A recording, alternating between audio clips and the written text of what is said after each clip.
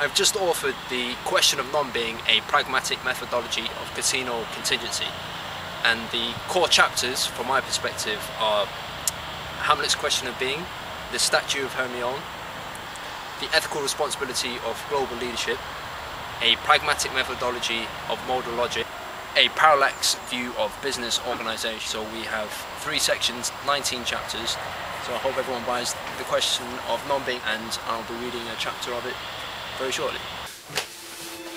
The Question of Non-Being, a Pragmatic Methodology of Casino Contingency has a central chapter called The Sublime Void, and The Sublime Void was also published in the Velo Publishing Journal. So therefore it's important for me to perhaps discuss this chapter in particular a priori to discuss in other chapters, especially as Clayton Crockett has mentioned that particular issue and that particular volume of the Velo Publishing Journal in this book, and myself on page 10 in the acknowledgements. This is Deleuze Beyond the Due, Ontology, Multiplicity and Events. So I'll read Crockett's. It says here, a slightly different version of chapter 6 was published as Being a Sublime Event, a critique of Alain Badiou's magnum opus in the Velo Publishing Journal, Volume 1, Issue 1, 2011, special inaugural issue on the Sublime.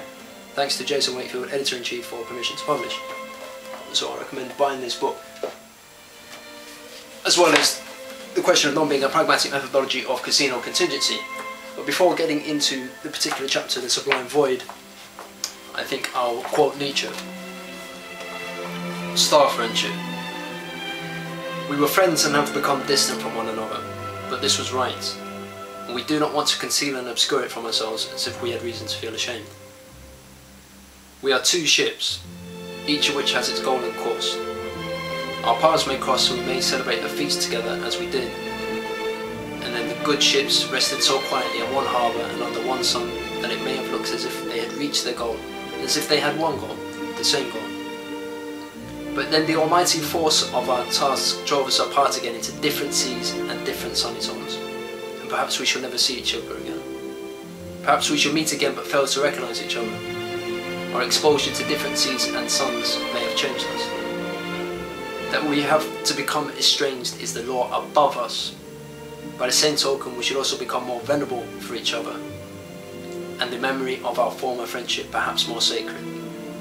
There is probably a tremendous but invisible stellar orbit in which our very different waves and goals may be included as small parts of this same path. Let us raise ourselves up to this thought.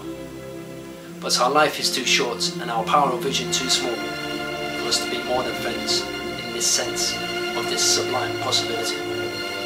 Let us then believe in our star friendship, even if we should be compelled to be enemies on earth.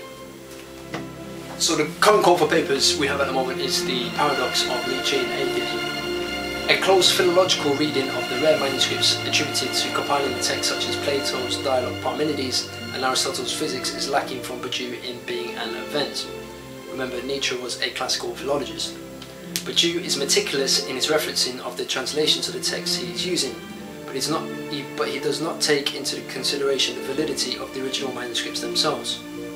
Subtle changes in syntax, nuance and etymology between the original document or manuscript and every successive reproduction of the ancient text may potentially distort and falsify every subsequent reading.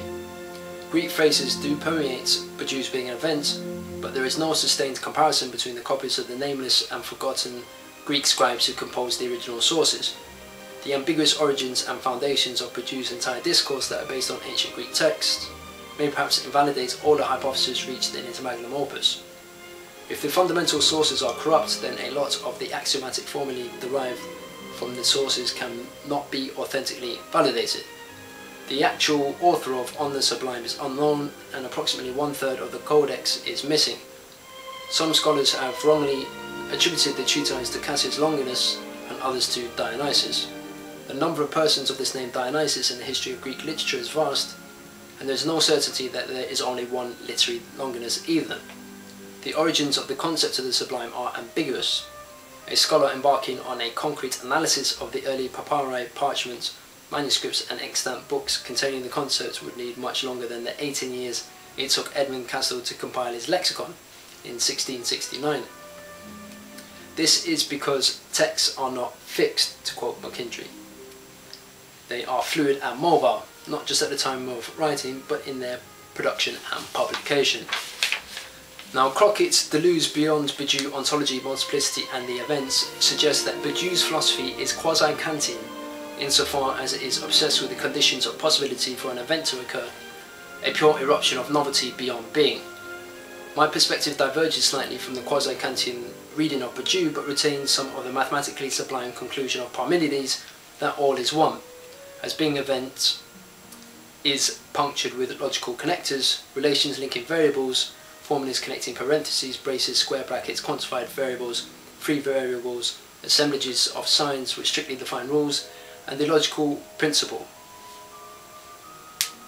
Perhaps preceding the poetical Hellenistic Longinus embroilment in the dynamical sublime is the mathematical sublime as manifested in the void and the excess of the sublime. To clarify, the void may seem incomprehensible as the void does not present anything or have any elements. Yet this is the true essence of the sublime, as the void is a subset of any set, possessing its own subset which is the void itself. One can intuitively grasp the mathematical sublime in its universal inclusion because the void is an empty set, the null set which is the unpresentable point of being of any presentation. Despite Aristotle firmly rejecting this hypothesis of Badiou's, this encounter with the mathematical sublime was as relevant to Longinus in the 1st century BC as it is to Badiou today.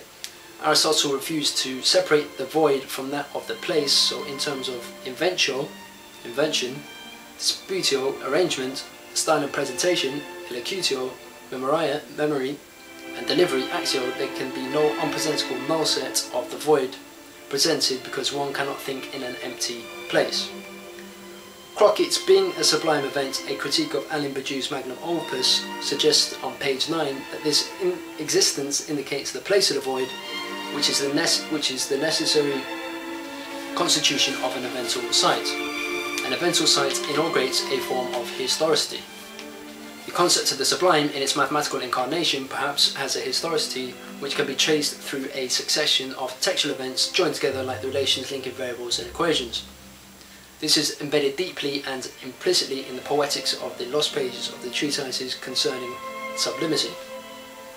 These lost, forgotten pages from the void set, marked by the name null set, yet they remain included within our genealogy of the concept of the mathematical sublime.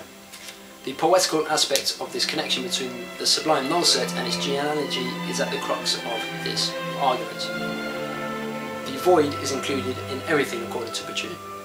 The void left by the missing pages of the treatises on the sublime is in a position of universal inclusion. Despite 2/3 of the Longinus on the sublime manuscript being missing, we should not forget that it is an element of the multiple readings throughout the history of meditations on the sublime is increased by the quotes. Things unsaid have sometimes a greater effect than said, Pindar. And on this occasion I assumed a part of your eloquence, for I said nothing, Cicero. In the copy of Aristologica Pindarica by Pindar in Cambridge University Library's Rare Book Room, repaired in 1936, there seems to be 4 pages missing. The remaining pages are misnumbered with broken text on line 16 of page 9 with slightly different fonts and sizes. The text fluctuates between Greek and Latin verse, leaving one with the impression that when the original data is examined from where the concept of the sublime in poetry originated, there is little concrete consistency and authenticity. This is because much of the lyric poetry is based on papyri and fragments of single leaves on parchment codex that have critical signs more commonly found in Greek text rather than Latin literary papyri. Unless figures such as Burke and Kant have actually travelled to libraries such as those of Cambridge or St. Mark in Venice and Vatican City to consult the original manuscripts of their sources, it is plausible that they have misunderstood the concepts of the dynamical sublime and or the mathematical sublime. As Kant never strayed further than a few miles from his hometown of Königsberg, it is unlikely he ever attempted to validate all his sources or probably checked Burke's sources to add weight to his critique. Rather than enter into an argument pro or contra Longinus against Plato, one will open 3 copies of Virgil's Aeneid encountered in the rare books room of the UL. 2 of these copies are 2 volumes of the Strahan 1767 translation, the other is the Beresford 1794 translation. Volume 1 and 2 have variations between the calligraphy and line spacing, but this is not as important as the content of the text itself in Book 7. I'll start with the Beresford. To turn the Trojan king, aye, fate forbids might, Pallas burn the archive fleet, and whelm its warriors in wave, by one man's fault in wrath the frenzies of Aeneas' son. That's the Virgil 1794. And in Straham text, the Trojan king from Latian shores, for why the fates forbid, and could Minerva burn the Grecian fleet, and plunge amid the waves, the Greeks themselves, for one man's faults, for crimes Olean Ajax only dost attempt. That's the Virgil 1767. These very subtle differences can change the whole course of one's thought, depending on the translation at hand.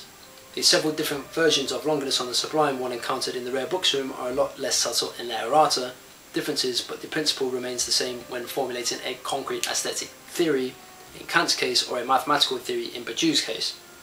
The founding axiomatic principles are in danger both aesthetically and mathematically. Let us put down these tangible pieces of papyri and parchment read by Plato, Homer and Virgil, and turn to the abstract parts of Kant's dynamical Sublime.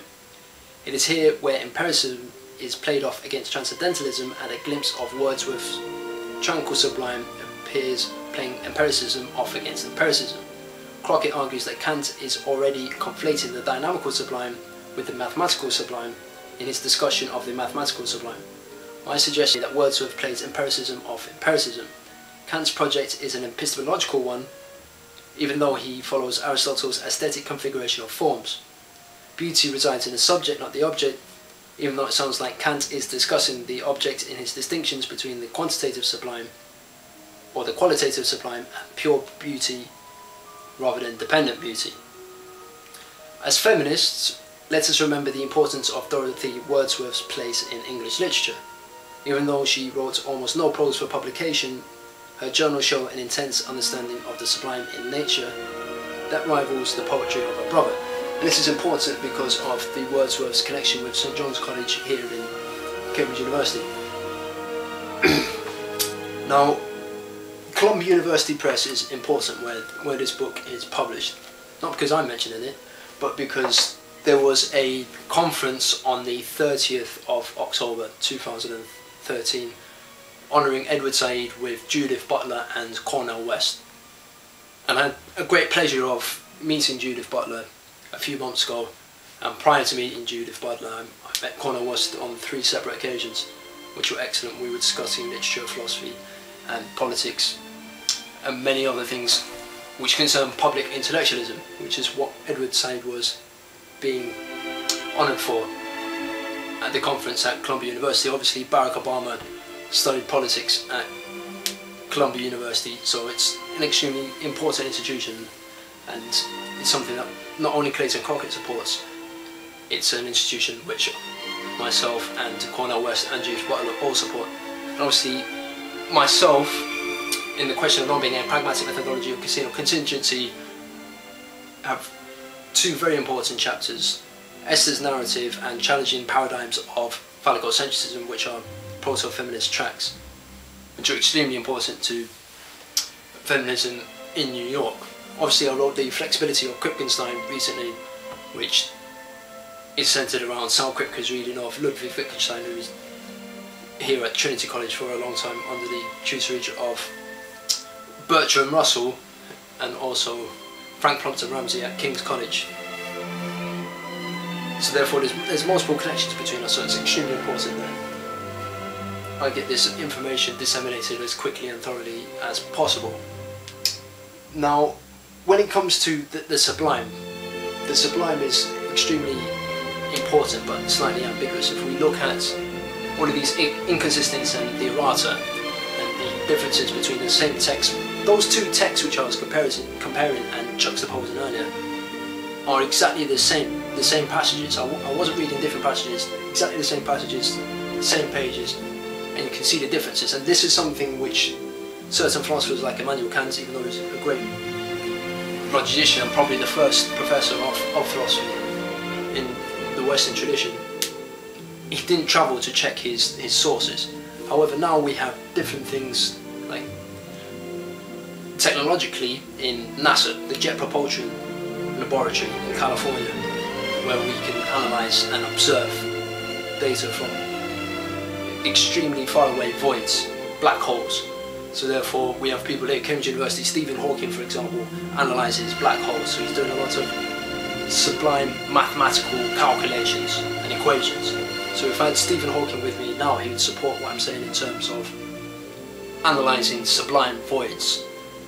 Now some people don't conceptualise it very easily, and when I talk about non-being and nothingness, people, they find it extremely difficult to understand or comprehend my thoughts, because they don't understand the calculations which are involved mathematically with sublime voids and black hole theories. So there's a lot of astrophysicists who fully understand the question of non-being and pragmatic methodology, casino contingency, especially the sublime void chapter, because of the calculations that they do mathematically into black holes and black hole theory. Now non-being, this is where the genius is, right?